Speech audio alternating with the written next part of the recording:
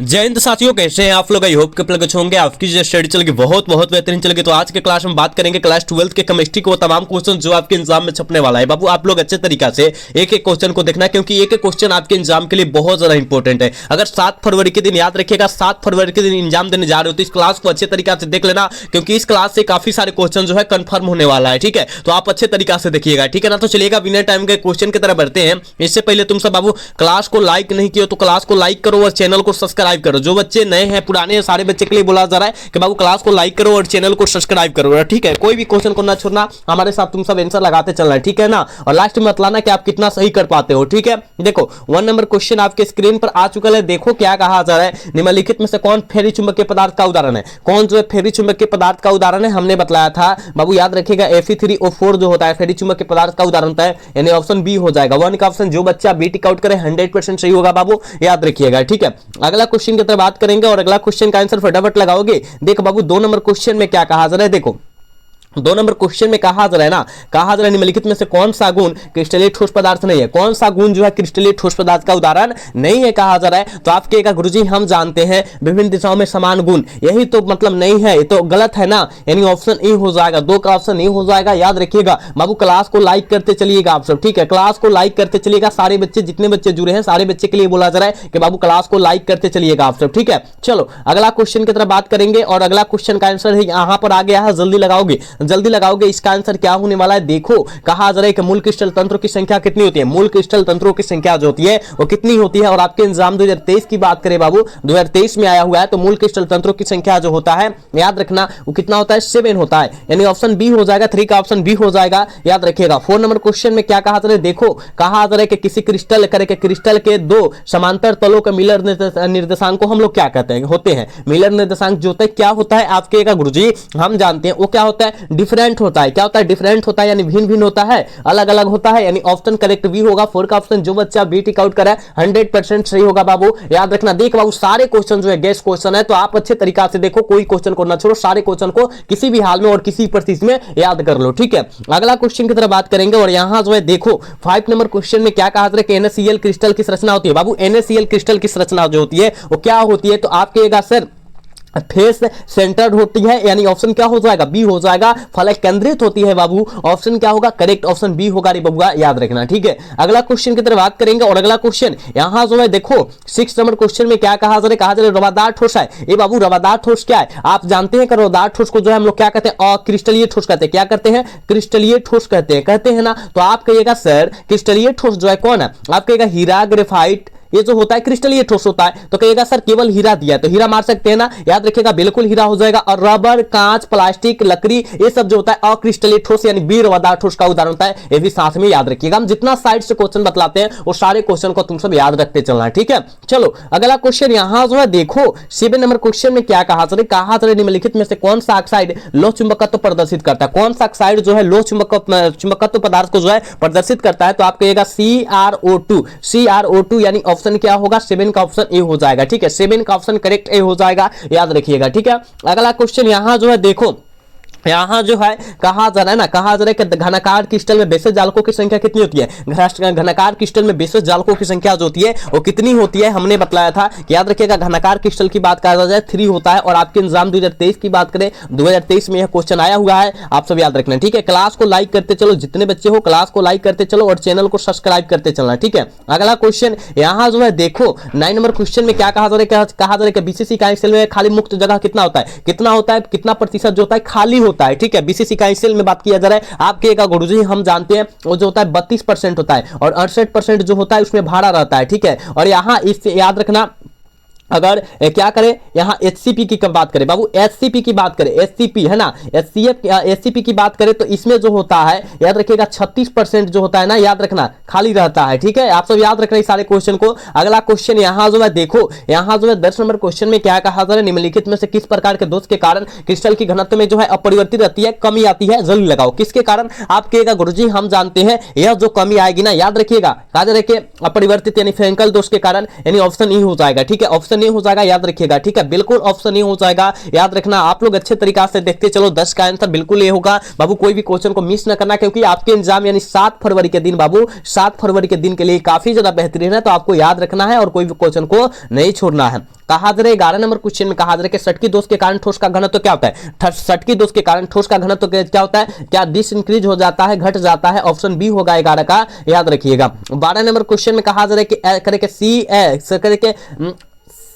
C6H6 कैसा पदार्थ है? C6H6 जो है कैसा पदार्थ है? आपको पता है कि जो होता है बेंजीन का सूत्र होता है, क्या होता है बाबू? बेंजीन का सूत्र होता है, और यह जो होता है ना, याद रखिएगा, प्रतिचुंबकीय पदार्थ का उदाहरण होता है, यानी करेक्ट ऑप्शन सी होगा 12 का, याद रखिएगा, ठीक है। चलो यहाँ 13 नंबर क्वेश्चन में क्या कहा जा रहा है? निम्नलिखित में से कौन रवाहीन है? कौन रवाहीन है? जल्दी लगाओगे, 13 का आंसर क्या होगा? कहिएगा सर रवाहीन की बात किया गया, क्वार्ट्ज ग्लास यानी SiO2 इसका सूत्र होता है, याद रखिएगा, ऑप्शन बी हो जाएगा रे बाबू, याद रखना। अगला क्वेश्चन यहाँ 14 नंबर क्वेश्चन का आंसर लगाओगे। कहा जा रहा है FCC जालक में कितने परमाणु होते हैं? FCC जालक में जो होता है कितना परमाणु होता है? आप कहिएगा सर FCC जालक में जो होता है 4 गो परमाणु होता है, यानी ऑप्शन क्या होगा? डी हो जाएगा ना, 14 का ऑप्शन डी हो जाएगा, याद रखिएगा। क्लास को लाइक करते चलो, क्लास को लाइक करते चलो, इसमें कोताही नहीं करना है तुम सबको, ठीक है। चलो 15 नंबर क्वेश्चन में क्या कहा जा रहा है कि संप्रासरणी विलयन बराबर होता है? बाबू संप्रासरणी विलयन जो होता है वो किसके बराबर होता है? जल्दी लगाओगे, 15 का आंसर क्या होगा? कहेगा गुरुजी हम जानते हैं मोलन सांद्रण के बराबर होते हैं, ऑप्शन डी हो जाएगा, 15 का करेक्ट ऑप्शन डी होगा, याद रखिएगा। नेक्स्ट क्वेश्चन यहाँ जो है देखो 16 नंबर क्वेश्चन में क्या कहा जा रहा है? निम्नलिखित में से राउल्ट नियम के धनात्मक विचलन दर्शाता है कौन? जो है राउल्ट नियम के धनात्मक विचलन को दर्शाता है कौन है? जल्दी लगाओ, 16 का आंसर क्या हो जाएगा? आप कहेगा गुरुजी हम जानते हैं, वो याद रखिएगा CHCl है ना, 3 और फैन से जो होगा C2H5OH हो जाएगा, ठीक है। ये जो होता है राउल्ट नियम को धनात्मक विचलन को दर्शाएगा, नहीं तो ये तो होता है राउल्ट नियम के ऋणात्मक विचलन होता है, राउल्ट नियम के ये भी ऋणात्मक विचलन होता है, ये भी राउल्ट नियम के ऋणात्मक विचलन होता है, लेकिन यहां जो हो जाएगा इसका आंसर बिल्कुल सी हो जाएगा, याद रखिएगा, ये राउल्ट नियम को धनात्मक विचलन को दर्शाता है, ठीक है। चलो यहां जो है देखो 17 नंबर क्वेश्चन में क्या कहा जा रहा है? देखो कहा जा रहा है ना, कहा जा रहा है कि विलयन के सांद्रण को व्यक्त करने के लिए कौन सा तापक्रम निर्भर नहीं होता है? कौन सा तापक्रम पर जो होता है निर्भर नहीं होता है विलयन को सांद्रण को व्यक्त करने के लिए? और हमने कितना बारी बतलाया होगा, कि मोललता जो होता है निर्भर नहीं करता है, ताप से स्वतंत्र होता है, आजाद होता है,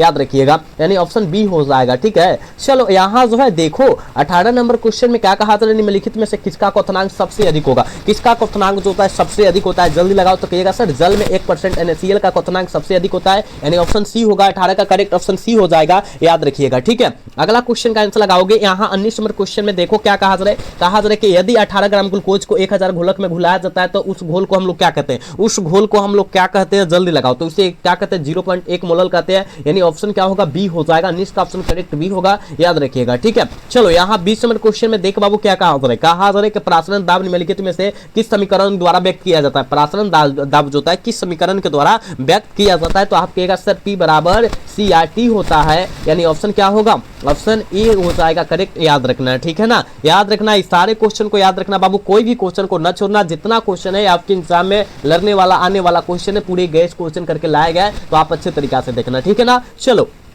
यहाँ जो है देखो 21 नंबर क्वेश्चन में क्या कहा जा रहा है? कहा जा रहा है ना कि अर्धपराग में झिल्ली से प्रासरण की क्रिया निकल पाते हैं। बाबू अर्धपराग में झिल्ली से प्रासरण की क्रिया जो निकल पाते हैं वो किनके द्वारा निकल पाते हैं? जल्दी इसका आंसर लगाओगे, कहिएगा सर हम जानते हैं, यह जो निकल पाते हैं ना, याद रखना है किसके द्वारा? आप कहिएगा सर विलायक के द्वारा, विलायक के अणु के द्वारा निकल पाते हैं, ऑप्शन क्या होगा? बी करेक्ट हो जाएगा, ठीक है। अगला क्वेश्चन यहाँ जो है 22 नंबर क्वेश्चन में देखो क्या कहा जा रहा है? कहा जा रहा है कि CaON करके NO3 होल 2 के गुणांक जो हो जाएगा कितना हो जाएगा? कहिएगा गुरुजी 3 हो जाएगा, यानी ऑप्शन सी होगा ना, 22 का ऑप्शन सी हो जाएगा, याद रखिएगा, ठीक है। 22 का ऑप्शन सी जो बच्चा लगा रहा है 100% सही हो जाएगा। चलो इसका आंसर लगाओगे, मानव रक्त का पीएच मान होता है, मानव रक्त का पीएच मान जो होता है कितना होता है? आप कहिएगा सर मानव रक्त का पीएच मान जो होता है याद रखिएगा 7 पॉइंट कितना होता है? 7.4 होता है, ऑप्शन सी हो जाएगा, ठीक है ना, ऑप्शन सी होगा, याद रखिएगा। 23 का ऑप्शन सी होगा, याद रखिएगा। देखो यहाँ 24 नंबर क्वेश्चन में कहा जा रहा है कि परमाणु द्रव्यमान बराबर होता है, परमाणु द्रव्यमान जो बराबर होता है किसके बराबर होता है? जल्दी लगाओगे,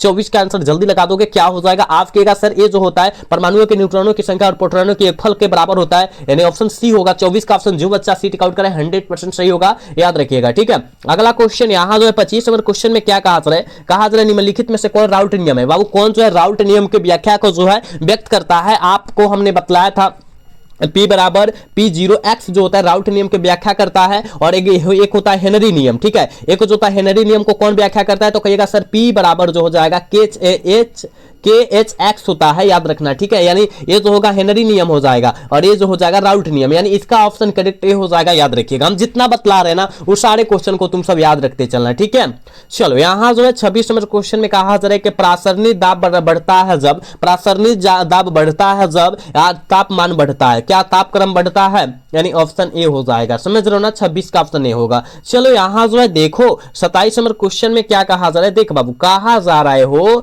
कि किसी ठोस विलय करके विलय की वह अधिकतम मात्रा जिसमें किसी विलायक की विशिष्ट मात्रा को घोला जा सकता है निर्भर नहीं करता है, वह जो किस पर निर्भर नहीं करेगा, जल्दी लगाओ। 27 का आंसर क्या होगा, कहिएगा सर दाब, प्रेशर, प्रेशर पर निर्भर नहीं करता है, यानी ऑप्शन सी होगा 27 का। रे बाबू याद रखना। ठीक है, बात समझ में आ रहा है ना, अच्छे तरीका से समझो तुम सब। ठीक है, देखो यहां 28 नंबर क्वेश्चन में क्या कहा जा रहा है, विलयन का अनुसंख्य गुणधर्म निर्भर करता है, विलयन का अनुसंख्य गुणधर्म जो होता है वो किस पर निर्भर करता है, जल्दी लगाओगे। कहिएगा सर विलय के कणों की संख्या पर करता है, यानी 28 का ऑप्शन जो बच्चे बी टिक आउट करे 100% सही हो जाएगा, याद रखिएगा। बाबू क्लास को लाइक करते चलो, जितने बच्चे हो क्लास को लाइक, चैनल को सब्सक्राइब नहीं किया सब्सक्राइब करते चलो। तुम सबके लिए इतना बेस्ट क्वेश्चन दिया जा रहा है, इतना जो है बेस्ट कंटेंट तुमको दिया जा रहा है, लेकिन तुम सब जो है क्लास को लाइक करने में कंजूसाई कर रहा है, सब्सक्राइब करने में कंजूसाई कर रहा है, तो इसमें नहीं करना है। आप सब जो है क्लास को लाइक सब्सक्राइब करते रहो। ठीक है, चलो अगला क्वेश्चन यहां जो है देखो, यहां जो है 29 नंबर क्वेश्चन में क्या कहा जा रहा है कि अनुसंख्या गुणधर्म होता है। बाबू अनुसंख्य गुणधर्म जो होता है कितने प्रकार के होते हैं, हमने बताया था।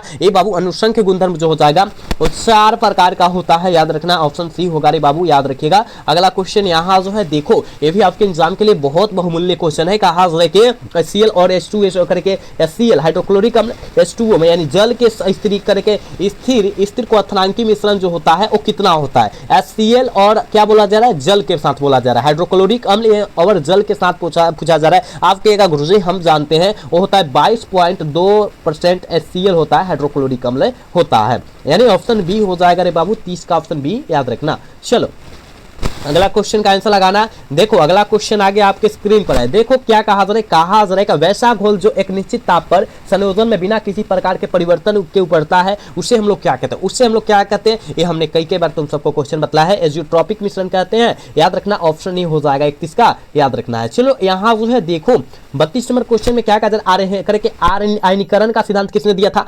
आयनीकरण का सिद्धांत किसने दिया था, कहेगा सर आयनीकरण का सिद्धांत आर्हेनियस साहब के द्वारा दिया गया था, यानी 32 का ऑप्शन बी होगा रे बाबू, याद रखिएगा। यहां 33 नंबर क्वेश्चन में क्या कहा जा रहा है, कहा जा रहा है कि किसी घोल अभिक्रिया की साम्यावस्था पर सेल विद्युत वाहक बल होता है, सेल विद्युत वाहक बल जो होता है वो कितना होता है, तो आप कहिएगा सर 0 होता है, 0 होता है, यानी ऑप्शन बी हो जाएगा, याद रखिएगा। जो बच्चा 33 का ऑप्शन बी टिक आउट करे 100% सही होगा, याद रखना है। चलो अगला क्वेश्चन की तरफ बात करते हैं, और 34 नंबर क्वेश्चन आपके स्क्रीन पर है। देखो क्या कहा जा रहा है, कहा जा रहा है फैराडे का विद्युत विच्छेदन का द्वितीय नियम क्या संबंधित है, वो किससे संबंधित है, जल्दी लगाओ। 34 का आंसर क्या होगा, तो कहिएगा सर ऋणायन के परमाणु संख्या से होता है, यानी ऑप्शन सी होगा 34 का, याद रखिएगा। ठीक है, चलो 35 नंबर क्वेश्चन है, और आज के क्लास के बाबू लास्ट क्वेश्चन है। कहा जा रहा है फैराडे का प्रथम नियम है, ये बाबू फैराडे का प्रथम नियम क्या है, जल्दी लगाओ, जल्दी लगाओ। क्या होगा फैराडे का प्रथम नियम जो हो जाएगा वो क्या हो जाएगा, कहिएगा गुरुजी हम बड़ा जानते हैं M बराबर ECT होता है, क्या होता है, M बराबर ECT होता है, यानी ऑप्शन बी हो जाएगा 35 का ऑप्शन। जो बच्चा बी टिक आउट करा है 100% सही हो जाएगा। ठीक है, आप लोग जरूर बतलाए बाबू कि आप 35 में कितना सही कर पाए हैं, ईमानदारी पूर्वक बतलाइएगा, क्योंकि हमने पहले ही बोला था कि हम जितना क्वेश्चन कराएंगे आप उतना में कितना सही कर पाते हैं लास्ट में जरूर बतलाइएगा। ठीक है, तो सारे बच्चे बताइए कि 35 में कितना सही कर पाते हैं, तभी तो हम जान पाएंगे कि बच्चा का जो है तैयारी कैसा चल रहा है। ठीक है, ईमानदारी पूर्वक बतलाना। ठीक है, और आज का क्लास कैसा लगा कमेंट करके ये भी बताइएगा। अगर अच्छा लगा होगा तो क्लास को लाइक और चैनल को सब्सक्राइब जरूर कीजिएगा। मिलते हैं नेक्स्ट क्लासेस में, तब तक के लिए जय हिंद, जय Bharat, tata bye bye, love you.